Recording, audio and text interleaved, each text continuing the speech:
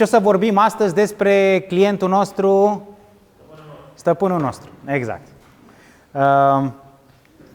Deci, despre mine, sunt antreprenor la bază, fac asta de 20 ceva de ani. Am început de pe băncile astea, bine, nu chiar astea, arătau mai nașpa pe vremea mea, dar eram în anul 2 de facultate când m-am apucat să fac startup-uri, am făcut o grămadă de trăsnăi. Mai tare? In English, okay, yeah, sorry. Alrighty. So I've been doing companies, startups for about 20 years, all sorts of things, agencies, booking sites, things like that. The early 2000s were crazy. My biggest success was a company called Uberview, which was an early player into the big data social media space. Now I have a mobile app that I'm running called DeepStash. I invite you to try it out. Yeah. So before we dive in, some of you, most of you are probably part of innovation labs, or you're considering starting a startup, doing a project on your own, which is awesome. Congrats if you're doing any of these things. But one of the challenges that I think you have, and I come to this conclusion by trying to remember how I was thinking when I was in your shoes, was who are you trying to impress? And I think after many years of innovation labs, I noticed that you are defaulting to either impressing your parents, your peers.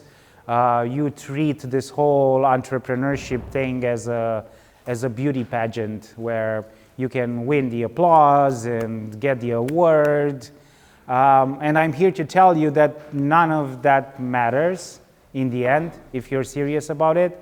The only category of people that you should care about is the users of your thing or the clients if they happen to pay for it. So yeah, forget about the teachers, forget about your colleagues. This is not about like winning any awards or diplomas, and probably you have to accept that your parents will not understand you. And yeah, that's life, I guess. So yeah, clients. So innovation without clients, it's a hobby. And it's fine if you have hobbies. I mean, probably you are here because you like technologies, and in high school you played with computers and you wanted to turn that into a profession. Well, if you want to do business with tech, you need clients, people to pay for it. And this is a quote from one of the rappers that I listen to. And I think it speaks to how we are seeing this whole thing of talking to people. We put it in the category of sales, and we're technologies. We're designing the future. We're innovating. Like, there should be other people who go in the fields and try to sell and stuff like that. Well, I have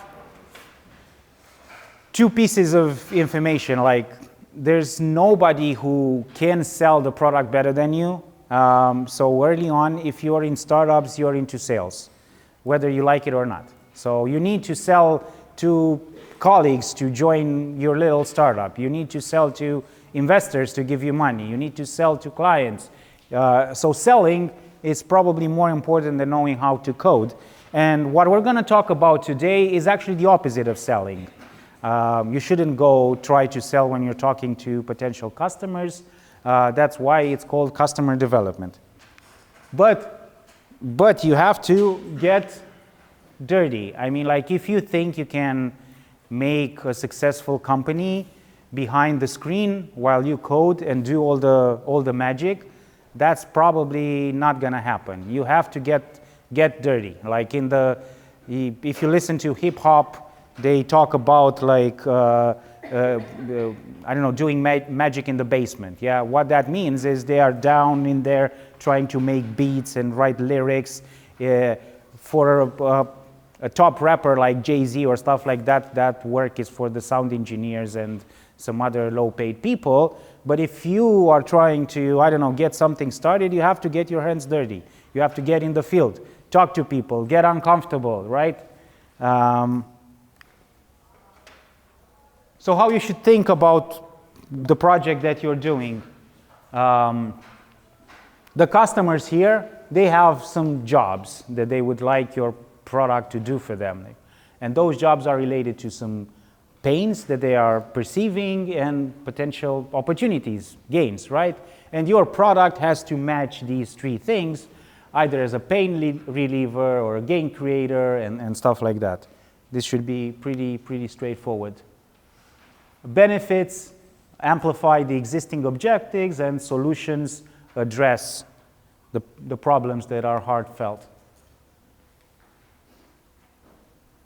So yeah, I mean, like, I've seen that a lot of the pitches that you guys are doing, not this year, but across the years, are in the, I don't know, B2B space, or I don't know, you're trying to offer solutions to some larger organization. And I think it's very healthy to think about the product that you're building as an employee. Like, if my software would need to be hired by this, I don't know, company, what would the title do? What would the job be? And try to, think about the piece of software as someone who needs a job. I'm not going to go deep into this. There's a lot of literature. I do encourage you to look into jobs to be done. I'm not here to offer an exhaustive literature overview, but look into it. And what I would encourage you is to really treat this seriously and go deeper, right? This is an old example that I gave before starting DeepStash. This is actually quite old. But think about like note-taking. Note-taking used to be like a tool that a lot of the engineers were starting with, and there are like a gazillion note-taking apps. And I talk people like, note-taking for what? For writing notes, right? For what? I mean, like, if you think about it, even a simple product like this can have lots of jobs, and there are now very focused note-taking apps that solve a very particular issue. So why would you take notes? You could take notes about shopping lists, and there are apps dedicated to that. I mean, I'm using one of those. To capture ideas, I'm building one of those. To brainstorming, there are apps for brainstorming, for writing blog posts, for journaling, for learning, and stuff like that. So any category can be understood in depth if you put the time and effort to figure it out. Now, going back to something that I said, customer development is not about selling, although selling is quite important for what you're doing. It's about learning. And you have to start from a place of humility, because I know when I was in your place, I had the impression that I know all, and I have this magical solution for the customer's problem that they don't even know exists. So I'm so smart. If could only the world see how amazing we are, the technologists are, right? And you have to start from a place of humility, like, I don't know anything, and I'm interacting with these people so I can get educated. So, by the way, this is quite, I would say, unintuitive. It doesn't come naturally. You have to fight your instincts. I struggle with it most of the time. It's fine. And I'm going to give you some hints on how to approach it. But most importantly, you have to start with this humility. Like, I have this idea. I'm probably here because I like this tech. I have this LLM, this AI, this crypto thing that I think it's cool. And now I have to apply it to a job that I barely understand. And I think you have to start with that assumption. If you think you know the problem, then your customer development activities are not going to work as great. This is an example from a company that I talked to, which impressed me long time ago. They were trying to create like an agricultural tourism type of thing. There is like this idea, recurring idea all the time. But what these guys did back in the day when I created these slides is they actually went and talked to the people who are, I don't know, like in the villages, people like that. I mean, they were solving a problem for her. And if you think like you know her problems and that she's eagerly awaiting for your technology, then I think you should reconsider that approach. Okay, so now I want this to be as practical as possible. I'm going to throw some things at you, some advice, and then you're going to ask me questions, very, very practically, right? So, you don't have to sell. This is the most important part. If you're engaging with a potential user, potential customer, don't sell. And I'm going to emphasize this until the end of the session, right? The objective is to understand what the customer is doing right now. I mean, like, you don't have to start with the assumption that he's going to reconsider his ways once you expose him to the new enlightened product that you are building. People rarely change, and companies change even less frequently than you imagine. So don't assume change. The role is to understand what they are doing right now and assume that they're going to keep doing what they're doing. Yeah, I mean, like, there's a lot of like bad questions, and you should avoid them. And I'm going to give you examples. And also, as students, the most important thing, very, very many important things, but people are going to lie to you. Lying is natural. And you also have some sort of a disadvantage because you are young, you are smart, and people like to associate with young, smart people like you. So that means that they will lie to you. So you have to be prepared and not take it for granted. I'm going to give you examples. But one of think about this way. When you're engaging with someone and you are part of like innovation labs, you're part of this crazy university, and you're one of the smartest people in the country, and you have this crazy idea to use technology, and you are engaging with some dude from a corporation, and you're showing him or her the product that you worked so hard on, socially, he or she is not going to say, "What a piece of shit, I don't need it, get out of here." No, I mean, like, that's not how it works. It will say, "This is amazing, tell me more. That's so great, let's have a picture. Let's post it on our socials, and I'm going to tell anyone. And when it's ready, sure, we're going to consider it." I mean, like, it's natural, and don't even say like, "Oh, people are hypocrites," or no, we're human beings. Have you noticed, like, the ultimate example is there anyone here who said, "What an ugly baby"? Trust me, there are ugly babies out there, right? But when the mom comes to you and say, "Hey, let me show you a picture of my newborn baby," right? You're not going to look at it and be like, "Ooh." Yeah, I mean, like, no, because why? Because we're humans. We're going to say, "Oh, that's so cute, I'm so happy for you," right? Even if you think like the baby's ugly. Well, the baby is the product that you're building, right? And when you are pitching or you're sharing that, you are showing the picture of your ugly baby to other people and take the reaction as honest. Don't do that. I mean, like, assume people are going to lie. And yeah, because it's normal. Okay.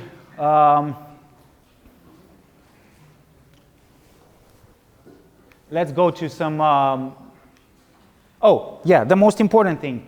Validate the problem. Don't even, I mean, like, there are two things that you could validate. You could validate the solution, the thing that you're building, but most likely you are building a solution for a problem that does not exist. By the way, this is the most important element in failure for any tech product or startups in general. The word here is that we tech entrepreneurs, tech people, we create solutions in search of a problem. So the first thing, you don't assume that the problem that you're solving exists and it's real. Probably it's not. So validate that the problem that you understand to be the problem is actually the problem. and not superficially, very, very, very deeply. Cool. So let's go to some sort of like a scenario where you talk to someone who might be a user. How these conversations starts is like, hello, we're from this team, we have this product. Well, if you start like that, you already failed. Like, why? Because it's not about you. Why do you talk about you and your product and your team? Like, ain't nobody give a shit about it. So you are here to learn about them. So don't do it like that. So the approach is to be honest. We are here because we think whatever, there could be a problem in this area and we'd like to ask you a few questions on how do you deal with it or what your workflow is, and try to understand better about this area that we would like to address at some point. So it's about the user, the potential user. It's not about you building this thing. This thing may not exist, forget about it. Another thing that I noticed some of you do when you have the guts to actually engage with potential users is go into like dreamland. Like, if you had access to this product that we're building, wouldn't the world be amazing? So yeah, again, this is like selling. Even if you don't realize it, you're selling right now. You are trying to put some magical thoughts in the customer's mind. So yeah, you're not selling anything right now. So an alternative is to try to investigate what they are doing right now regarding the problem that you understand or not. So what are you doing right now? What other tools are you using? Have you tried to fix this problem? How did it work? Why did it work? It didn't work. Why it didn't work? So on and so forth. So go with curiosity, forget that you're part of a product, of a team, that you're building something, and just be curious and take lots of notes, and don't ever default to, well, we kind of have an idea on how to solve your problem. It's quite magical. We're using AI. Like, right? Cool. The other thing is like the value is in the details. So don't stay general, like, yeah, budgeting is a big issue for us. It takes a long time. Okay. So problem checked. I told you there's a budgeting problem. Now let's go and build the AI budgeting thing.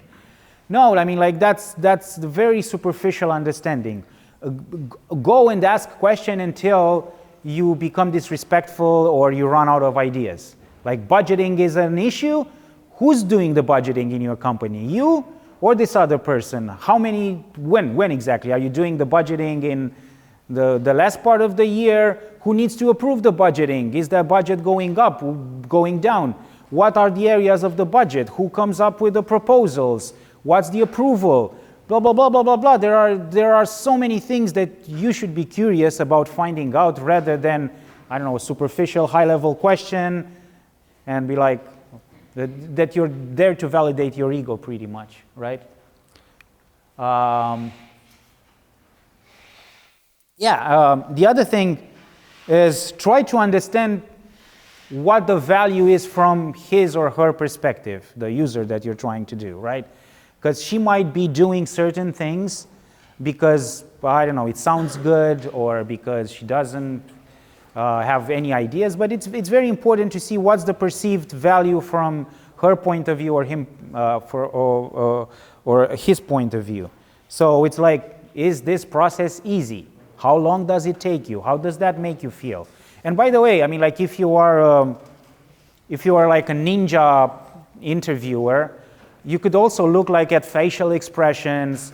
Like, I had a lot of interviews where the information was coded by the facial expression and the way the person replied. So I was like, I've been doing this every year, but I don't know what to tell you. I can't wait for January to come. I mean, like, just by looking at how the person discussed about that specific topic, you got the information that this activity is quite unpleasant. And you could continue. Why does that make you feel that way? Well, the boss is a piece of shit and he pings me from December.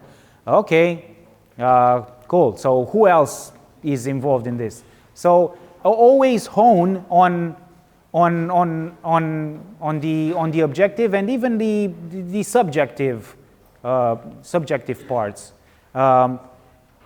You may think that your product is interacting with a company because you're doing like a B2B tool, and it's like, mine is not for consumers, so I'm interacting with businesses. Businesses are made of people.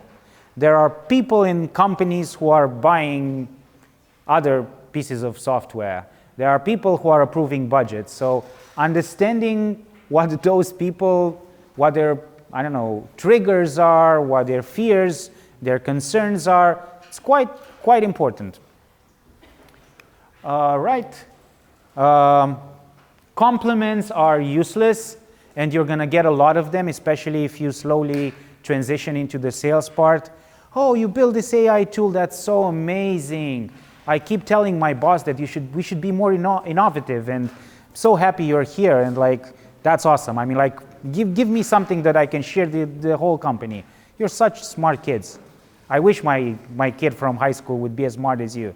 Who's the name of your teacher and stuff like that. So it's part complimentary, part condescending, and you could feel very good. I know that I was an entrepreneur from my second year of college, and by the way, that back in 2000, that career path was not as sexy as for you guys. I mean, what you're doing is amazing. The whole society is rooting for you.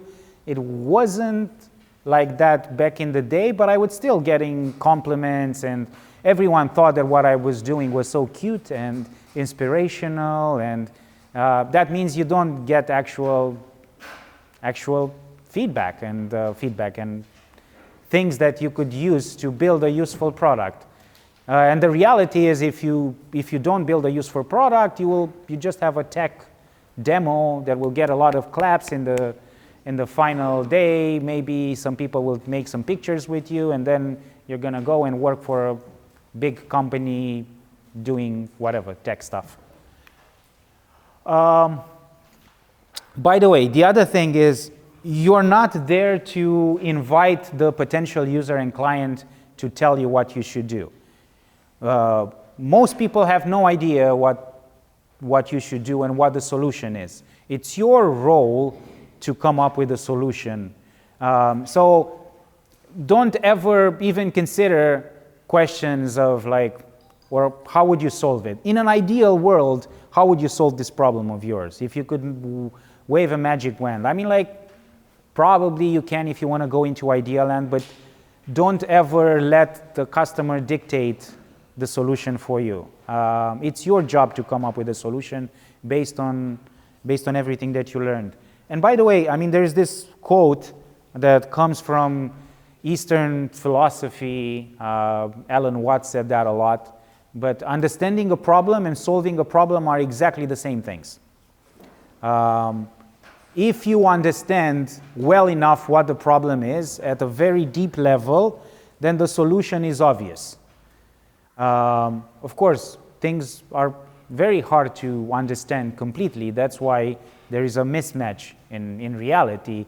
But philosophically speaking, if you understand the problem so well, the solution is obvious. So don't think that by focusing so much on the problem, you're kind of missing on the solution and you kind of have to build a solution. No, that's the solution. And your deep understanding of the problem is the solution. All right. Yeah, take lots of notes. If I could advise, it's go in these interviews in pairs. One who does the talking or the questioning and the other taking notes. Try to be structured. But going and talking to people in pairs, I think is useful because you can have like an accountability buddy where after the session you can have a come to Jesus moment where you can criticize each other like, you went a little soft she told you were great and you went, oh my God, and forget about the questionings. So let's keep it straight to the learning phase. Or you could exchange ideas. Like, did you notice how the person behaved when we asked about that topic? I thought that it was interesting. Oh, I noticed it too. Okay, cool. So maybe next time we're gonna go deeper on this topic. Yeah, let's add some other question on our list. So yeah, it's important to have someone else to discuss these things in an ideal world. But again, if that's not possible, I'm all for individual heroes too. That's it, and we still have 20 minutes for questions. Awesome. And there's some wine. So if you ask good questions, I'm going to give you some wine. That's awesome. That's not something that I've ever heard when I was in college. So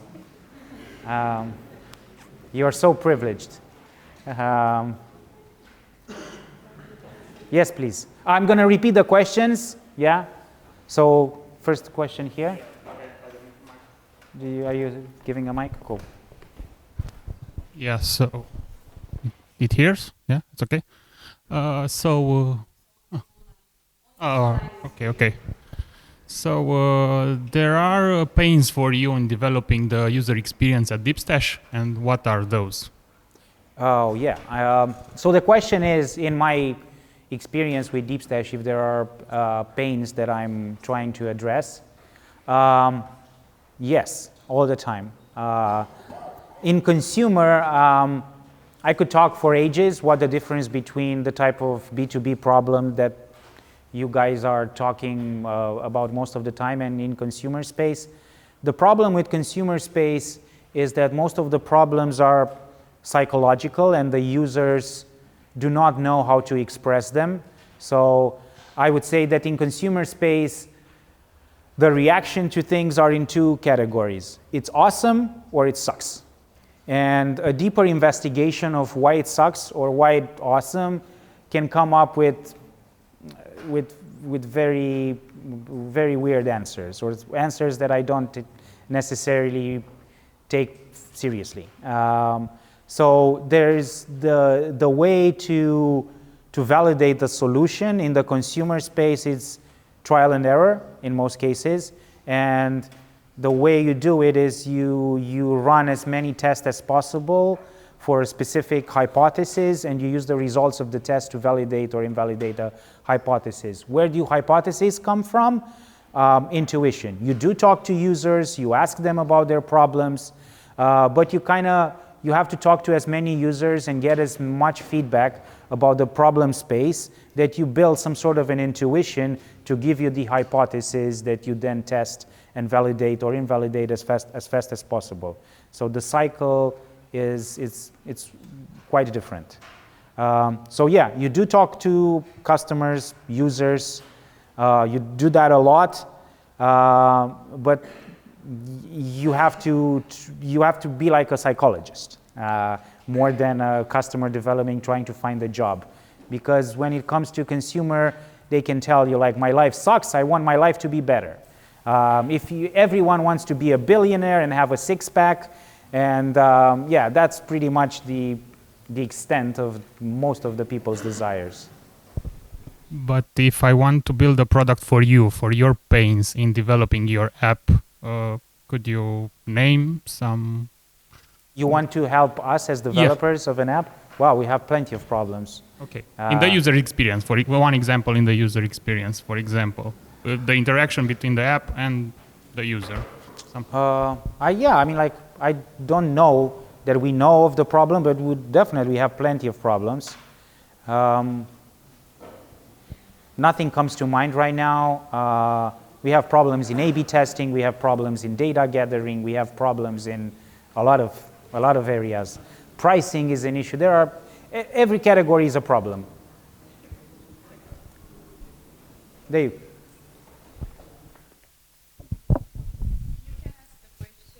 And I'm going to repeat it. Okay,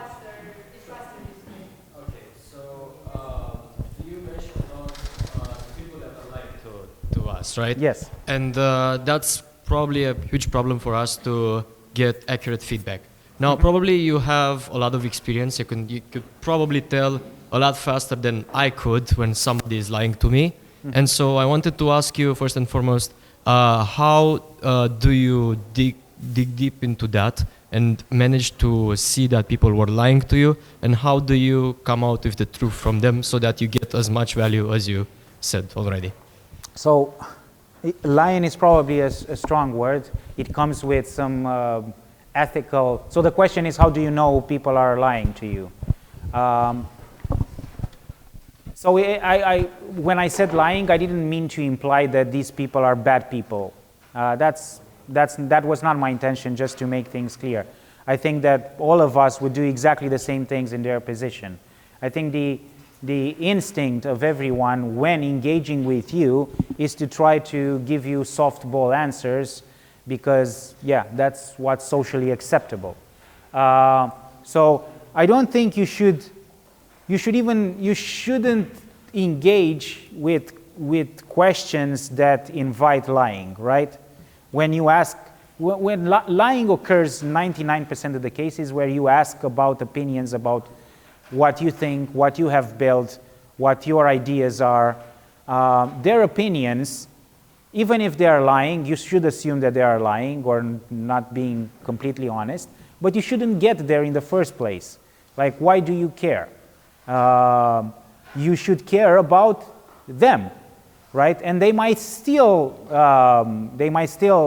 lie depending on the social. Everything, by the way, is social. It's the social cues, right? So you'll see that if, I don't know, you are talking with someone and her boss is next to her, you should probably assume that a lot of the answers are being mitigated by the social relationship, right? So yeah, you should read the room, but I would say you avoid most of the potential lying by being actually curious about what he or she is doing. Don't make it about you. And whenever you see that the other person is trying to change the conversation about you, try to deflect it as much as possible. So what you kids doing? Are you doing that AI thing that I saw on TV? AI is quite big. Can you tell me about your ideas? Like, yeah, that's something that we're exploring, but we don't necessarily know if we're going to use AIs. We would really like to understand what your problem is, and that's why we're here. And whenever we have a solution, AI or no AI, you'll be the first person that we're going to call. Let's make that a deal, right? Did that answer your question? I think so. So maybe as a follow-up, so what you say that, okay, don't get into that point so that you don't get lied to. Eventually, is there any additional tips to make sure that they are not lying and we're not guessing that they were lying about one or two things? Well, think about if there is a social cost to the thing that he or she is saying, right? That's probably how you can get deeper. And if there's a social cost, then investigate it. By the way, if you have any doubts about the answer, go deeper. Like, that project went terribly well. Can you explain to me a little bit what that means? Well, like, did you finish it on time? Oh, no, we were late for a year. Oh, okay, so what exactly went well? Well, I don't know, we got it better than the other team because they were the suckers. They were late 5 years. So, okay, cool. So the value here in this company is based on departments competing against each other. Okay, that's good to know. So you are good if you are not as bad as your colleague. Yeah, I mean, like, you should know that, right? If you are to sell a product, that's good information to have. So if you feel like there is like doubt in the answer, just go deeper and ask for clarification or and play dumb. By the way, I mean, like, there was a TV show that I watched when I was a kid. It was called Columbo. It was about a detective. And what's interesting about that TV show, which I do encourage to watch if you can find a way, but the crime in that show was the first thing that you saw. So you saw who the killer is, and he always was trying to create the perfect crime. So you know who the killer is, you know how it happened, and now in the second part, this detective that looks like, I don't know, your grandpa comes in, and the whole point is like how he will prove that that guy is the killer. And his whole spiel is he's acting like the dumb person. So he acts like he's super dumb. He's like, I'm so dumb, but can you remind me exactly who you are and what do you do here? And the crime happened, was it at 5 p.m. or 5:30? I don't remember. I'm so sorry. It's my brain. It's so stupid, you know? I'm not saying that you should act like that, but inspirationally, I think that's the attitude. Don't assume anything. I'm here to learn. Can you explain to me? By the way, can you show to me? That's showing is the most important thing. If you can get to showing, get to showing. Like, are you using this tool? Can you show it to me? Like, what's so hard about it? Which, look at it. It has 1,000 buttons. I don't know which one to click. Oh, yeah, I can see that. But you do click. What are the buttons that you actually click? Oh, this interface is so confusing. All I know is I open the app, I go to this menu, I select this button, I press on this button, then I wait for half an hour because the damn thing never works, and then I get a PDF and send it to my boss. Okay, cool. I mean, like, you learned a lot just in that. If you can get to that, that's awesome. That's gold. Okay, do you know what the boss does with the file? No, I never ask him. Who should know? I don't know. I guess I could ask Mary because, I don't know, she's here from 5 years ago and knows this boss when they were colleagues. Okay, I would really appreciate if you can send that question. Thank you so much. I mean, like, that's the type of detail that you want to get to. Online. Pause. And do you think that giving out forms or questionnaires to people our product targets would be a viable way to discovering users? Would the advantage of obtaining a larger amount of opinion in this way ever reach or even outweigh a couple of face-to-face interactions? Customer development is more about quality than quantity. So I would say, yeah, I mean, compared to nothing, surveys are good. I would take, I do have some issues with the question is like, have these forms and surveys to find customers. Yeah, you shouldn't have surveys to find customers, but to understand from them. But then again, I mean, like, I would say the knowing how to create a good survey that gives you information it's probably harder than what we've been discussing right now.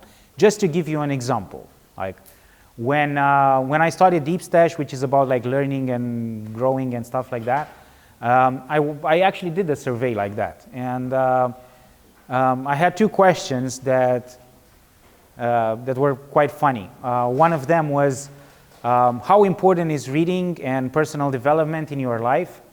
And by the way, I sent this to hundreds of people, I don't know, upper class, well-educated. Can you guess how many people answered important and very important?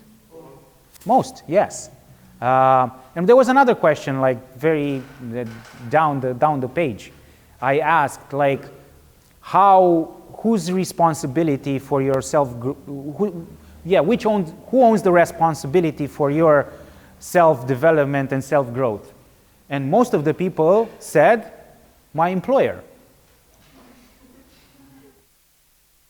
So, I mean, like, this is just an example, but take surveys like that, right? And the question is like, these two don't make any sense. It's the most important thing, but it's not your responsibility. So which one is it? You either don't give a shit, or you're lying, or, you know? So I'm not saying that do as I did. I'm not good at creating like this crazy survey with questions that are validated by other questions and things like that. Those are very, very hard. I would say it's much easier. Talk to people, ask questions, take good notes. If you want to go with survey and you think you can be the mind hunter, yeah, do it. Do a talk next year, because I will take notes. Over there. Thank you so much. So I have a question regarding the very first step. Sorry if this is a stupid question, but it really bothered us. So we are very eager to start commencing in the business-to-business space. We have identified, let's say, 10 companies. We have our questions, but the very first thing is, how do we approach? Do we send an email together with a brochure? Do we directly phone call? Or do we directly go there and announce them? Hope they receive Brochure us. for what? For our potential details regarding our potential solution and the problems we are trying to address, or should you just say, hello, we are a company, can we please have 15 minutes of your time or something like this? So after watching my last half an hour, do you think that's a good idea? We don't know. It's pertaining first step. I said this might be a stupid idea, It and is. I apologize for this. So I mean, like, depends. I mean, if you're so sure about your idea and it's about like a sales call, yeah, go do that. If you think like there are things to learn, then don't do that. So how do you go and talk to people? I mean, hustle. Ask for introduction. Go and do searches on LinkedIn. Email people out of the blue. See who else you are connected. I mean, like, getting to talk to the right people is not an art. It's more of a hustle. You have to hustle your way in. And yeah, you should ask for a meeting / call / conversation, but pitch it in, it's about them. And that's, by the way, it's easier because people hate sales calls. So if you phrase it like, what you're doing is amazing and we would like to understand it better because we're thinking about getting into this space and we might not know as many things as you do, so please, Master Jedi, teach us. I would guarantee a higher desire to engage than we have this magical solution that is going to solve all your problems when we can talk for 15 minutes. I'm busy. Okay, so just to clarify then, you suggest a more natural approach in which nothing formal, just approach people like friendly, let's have a chat.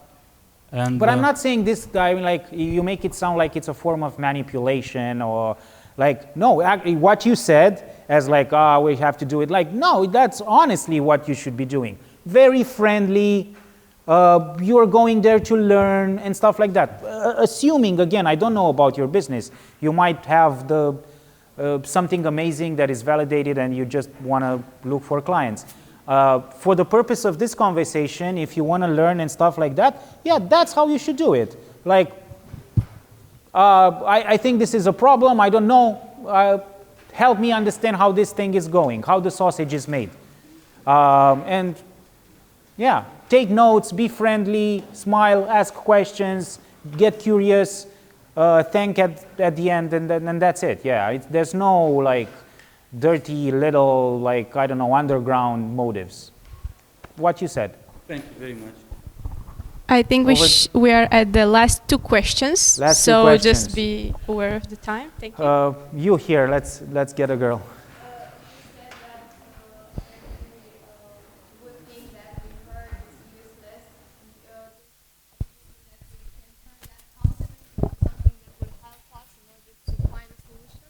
Like, give me something that you have in mind, because... Someone, I don't know, give you a compliment. Can we ask something back in order to find something about the... Probably, yeah. I mean, like, I don't... If I don't know, the person says, oh, that's so cute, you have this AI.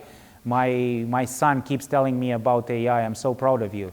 You could follow that up, like, I don't know, just say, oh, thank you so much for the compliment. Like, what other AI tools have you been looking at? Have you been using any of them? No, I've seen something in the news. Like, what exactly? Do you remember what product you saw? It was something with chat. Have you tried it out? No, my son is playing with it. Okay, cool. And by the way, that sort of a conversation that I just made up on the spot should tell you that she has no idea about AI.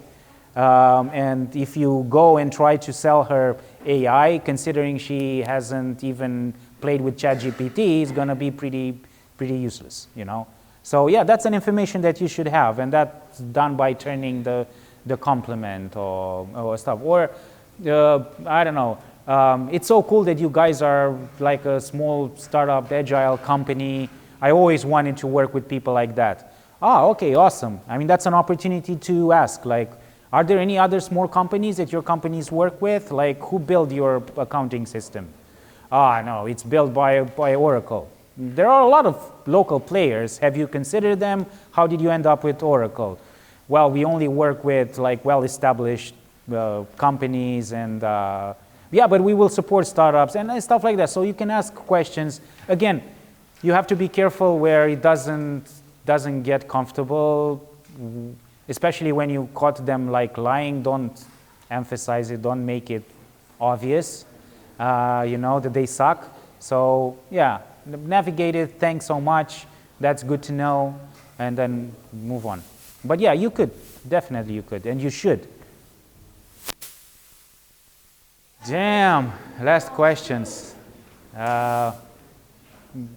You, the tall guy, yeah, you. Yeah. Okay, thank you. So my question is a bit silly, but I was wondering, let's say I'm developing a business-to-business solution. And let's say that the business I am interviewing is a big business with a lot of resources. How do I make sure, but when I'm exposing the problem I'm trying to tackle, that business will not actually steal my idea? So you are, just to make it clear, you are talking with a company that might be a competitor? Or not, but maybe it's such a big company, they have so many resources, they could develop that solution themselves. So ideas are worthless. So I wouldn't lose a minute's sleep on that scenario. You wouldn't use what? Sorry. Companies. I know this idea. I've been in your shoes. I mean, like, you think like you have found this magical solutions. Zero. Solutions are not worth the paper that they are written on. Good teams and good companies are all about implementing that solution and making it work. And there is this word in startups, no product survives the first contact with a customer. And that is true. I've been in this industry for 20-something years. It's universally true. I could bet all the money that I have that whatever solution you think you have, when implemented, it's not going to work. And it's not because you're not smart enough. It's because things are complex. So there are two good news. Nobody's going to steal your solution, or if your solution is so obvious, then probably it's not a great idea anyway. And second of all, what we have been discussing right now, it's not about your ideas. It's about their problems. So if you're doing customer development, anything related to your magical idea, you should suspend that conversation and focus on their problems. And yeah, forget about your ideas. You shouldn't even share an idea that is worth stealing. Okay. Fuck that. Take notes. Focus on their problems. Great. Thank you. Thank you so much.